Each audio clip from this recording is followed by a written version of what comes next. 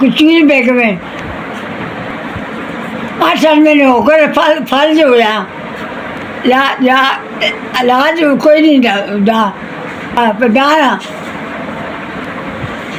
10 पैसे कोई नहीं डॉक्टर से कोई दवाई लाए तो पैसे कोई नहीं पेपर कोई नहीं दवावा कोई नहीं लेने मेरे को नहीं ना करे मेरे दोवां दे पैसे लभन दोवां दे पैसे लभन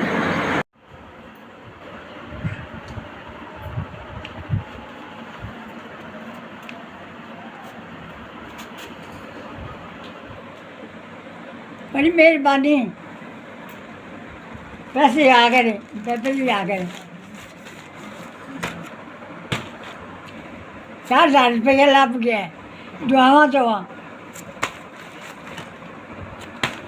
पेपर भी आ गए भला भी मैं बदल की थी मेहरबानी यूँ तो रहो उससे रहो चोखा दे मेहरबानी।